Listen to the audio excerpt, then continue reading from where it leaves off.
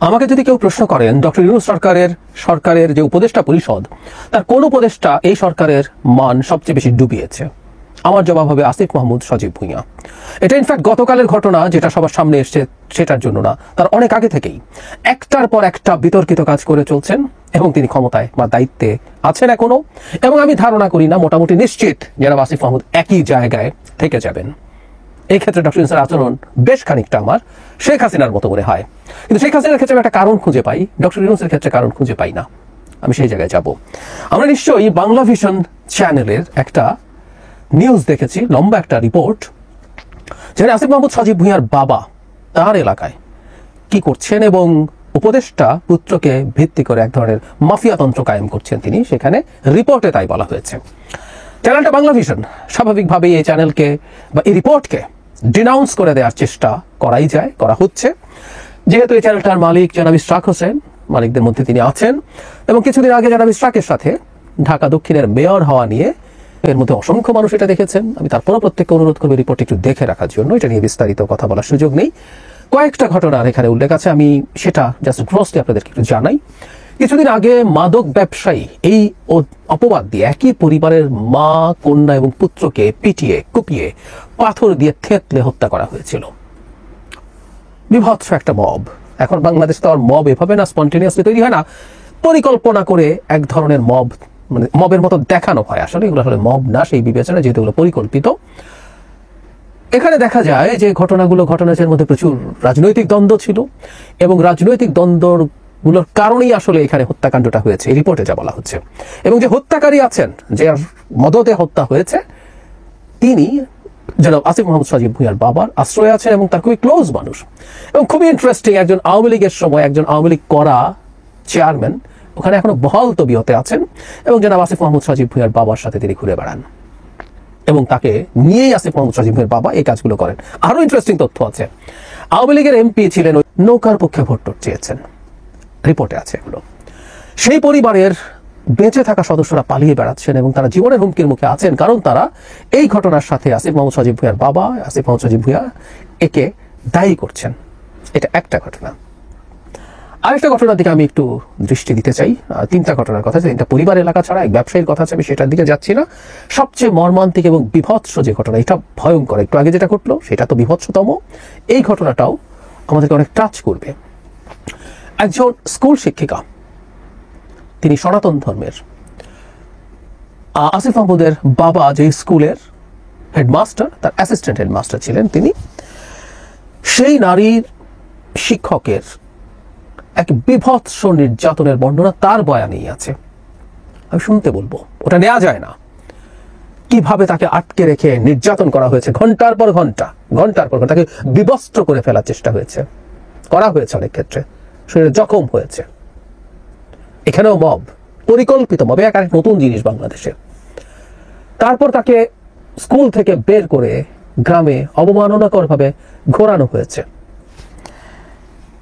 জানা যায় সেটা হচ্ছে আসিফ মাহমুদের বাবা স্কুলের টাকা চুরি করেছিলেন, সেটা তদন্ত হয়, সেটা নিয়ে ব্যবস্থা হয়। সেই সময় এই শিক্ষিকা সেই স্কুলেই ছিলেন, সেই ক্ষোভ তিনি উগরে দিয়েছেন, কারণ তার এখন হ্যাডাম তৈরি হয়েছে না, তার ছেলে অত্যন্ত প্রান্তিক জায়গায় থাকা মানুষের হাতে ক্ষমতায় যাওয়ার এক বিভৎস পরিস্থিতি তৈরি হয়েছে। কোনো একদিন খোলামেলা ভাবে হয়তো কিছু কথা বলবো।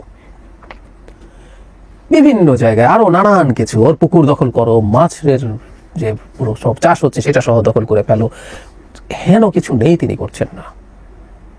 কোত্থেকে হয় এই ক্ষমতা আমরা খুব ভালো মতো জানি, না জানার কোনো কারণ নেই।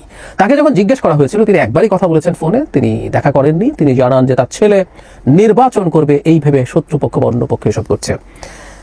খানিকটা অফ টপিক হলেও বলে রাখি, আমি এর আগে এটা নিয়ে ভিডিও করেছি। একটা অধ্যাদেশ জারি হতে যাচ্ছিল এই অন্তর্বর্তী সরকার নিয়ে, যেটা উপদেষ্টা পরিষদে পাশ হয়েছে এবং আসিফ মাহমুদ উপদেষ্টা পরিষদের সদস্য হিসাবে সেখানে ছিলেন এবং তারা এগ্রি করেছেন। আমি দেখিয়েছিলাম ওটা, আমি এটা দেখাতে যাচ্ছি না, আপনারা যে কেউ খোঁজ নিলে জানবেন। এগ্রি করেছিলেন যারা এই সরকারে থাকবে তারা কেউ নির্বাচন করবে না। আসিফ মাহমুদ নির্বাচন কিভাবে করছেন, কেন কিভাবে প্রস্তুতি নেন তিনি, শুধু সেটা না, এলজিআরডি মন্ত্রী হিসাবে তার অনেক এই স্থানীয় উন্নয়নের বরাদ্দের ক্ষমতা আছে, তিনি সেগুলো ব্যবহার করছেন ভালো মতো। প্রত্যেকটা কনফ্লিক্ট অফ ইন্টারেস্ট কিন্তু উনি করে যাচ্ছেন। আমি প্রিভিয়াস কিছু জিনিস যোগ করতে চাই। তার বাবার সূত্রে, তার বাবা একবার ঠিকাদারি লাইসেন্স করেছিলেন হঠাৎ করে। পরে এটা যখন প্রাথমিকভাবে এটা নিয়ে এক ধরনের অস্বীকারের প্রবণতা ছিল, কিন্তু পরে যখন দেখা গেল এটা সত্য, এটা জেনুইন ডকুমেন্ট বেরিয়ে গেছে, তখন তিনি স্বীকার করেছিলেন এবং তার বাবাকে ভুল বোঝানো হয়েছিল এবং তিনি সরল বিশ্বাসে এসব করেছেন। ও এখানে একটু বলে রাখা ভালো যে স্কুল টিচারের ক্ষেত্রে এই বিভৎসতা ঘটানো হলো, সেখানে আসিফ মাহমুদের বাবাকে ভিডিওতে দেখা যায়, যে কেউ দেখতে পারেন, আবার ভিডিওটা রিপোর্টটা পুরো দেখে নেবেন। যাই হোক, তার বাবা নাকি সরল বিশ্বাসে ওই ঠিকাদারি লাইসেন্স করেছিলেন। আরো কয়েকটা জিনিস যোগ করতে চাই। তার এপিএসকে দায়িত্ব থেকে সরানো হয়েছে, শুধু সেটা না, তাকে দুদক ডেকেছে, তার বিরুদ্ধে তদন্ত হচ্ছে, তার বিদেশ যাত্রা স্থগিতাদেশ আছে, মানে দুদক যথেষ্টই প্রমাণ বা তথ্য তাকে নিয়ে পেয়েছে। এখন আমার প্রশ্ন হলো, এপিএস খারাপ, উপদেশটা ভালো, উনি সৎ, কিন্তু আমরা এটুকু কাণ্ড জ্ঞান আমাদের আছে যেটাতে আমরা বুঝতে পারি এপিএস এর এই টাকার উৎস, এই হ্যাডাম তৈরি হয় আসলে একজন উপদেষ্টার কারণে। খুব সহজ অঙ্ক, রকেট সায়েন্স না। সেই উপদেষ্টাকে কেন জিজ্ঞাসাবাদ করা হচ্ছে না? বলছি না তিনি সরাসরি দায়ী, কেন জিজ্ঞাসাবাদ করা হচ্ছে না, হয়নি। দুদক কেন তাকে ডাকেনি, সরকার কেন তাকে এই ব্যাপারে ইভেন দায়িত্ব থেকে সরিয়ে দেওয়ার মতো বিষয় হতে পারতো, এটা উচিত ছিল। শুধু সেটা না, তিনি একটা গর্হিত অন্যায় করেছেন তারও কিছুদিন আগে। আমাদের মনে থাকার কথা, যেন হাসনাত আব্দুল্লাহ যখন সেনা প্রধানকে নিয়ে একটা স্টেটাস দিয়েছিলেন যে তাকে রিফাইন্ড আওয়ামী লীগ তৈরি করার ব্যাপারে কনভিন্স করতে চেয়েছেন, ঠিক সেই সময়ের পরপর যেন আসিফ মাহমুদ একটা ইন্টারভিউ দিয়েছেন যেখানে তিনি প্রধান উপদেষ্টার সাথে সেনা প্রধানের এক ধরনের কনফ্লিক্ট তৈরির চেষ্টা জাতির সামনে করেছেন। আমি ধারণা করি এটা উনি প্রধান উপদেষ্টাকে আগে একা একা ফিস করে বলেও ফেলতে পারেন, কিন্তু পাবলিকলি তিনি বলছেন প্রধান উপদেষ্টা আসার আগে কিভাবে সেনা প্রধান তাকে প্রধান উপদেষ্টা হওয়া থেকে ঠেকিয়ে রাখতে চেয়েছিলেন। ঘন্টার পর ঘন্টা নাকি সেটা নিয়ে কথা হয়েছে, এটা যেন আসিফ মাহমুদের কথা, এবং শেষে নাকি সেনা প্রধান বুকে পাথর চাপা দিয়ে এটা মেনে নিয়েছিলেন। মানে একটা সরকারের সিটিং উপদেষ্টা এইরকম একটা সাক্ষাৎকার দিতে পারে, এই বিভৎস কাজ ঘটাতে পারে আমাদের অত্যন্ত টার্ময়েলের টাইমে, এবং এটা একটা সিন্ডিকেটেড প্ল্যান। এবং এই আসিফ মাহমুদের এই সাক্ষাৎকার দেখিয়ে একজন খুব গুরুত্বপূর্ণ সোশ্যাল মিডিয়া ইনফ্লুয়েন্সার দাবি করেছিলেন যে এটা একজনের সাথে যোগ সাজসে তিনি এই কাজগুলো করছেন সরকারে বসে বসে, এবং তাকে রেখে দেওয়া হলো। শুধু সেটাই না, নানা সময়ে তিনি এমন সব বক্তব্য দিয়েছেন যেগুলো সরকারকে বিব্রত করেছে। তার বক্তব্য এনসিপির সাথে অ্যালাইন্ড হয়েছে। না, এনসিপি আসলে আমরা জানি এদের সাথে কি যোগাযোগ আছে, কেমন যোগাযোগ আছে তাও আমরা জানি, কিন্তু এগুলো প্রত্যেকটা করে অন্তত সরকারের দিক থেকে সরকারকে আরো বেশি সমালোচিত করার সুযোগ তারা সামনে নিয়ে এসেছেন।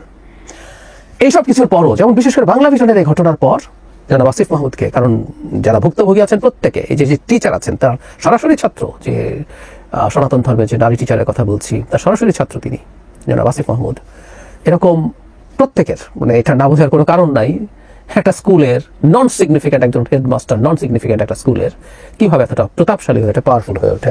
সরকারের উচিত হতো আসিফ মাহমুদকে পদ থেকে অপসারণ করা, ডক্টর ইউনূস এই এত সব একটা ঘটনা না, এই এতগুলো যোগ করে সুষ্ঠু তদন্ত করা, সেটা নিয়ে পদক্ষেপ নেওয়া।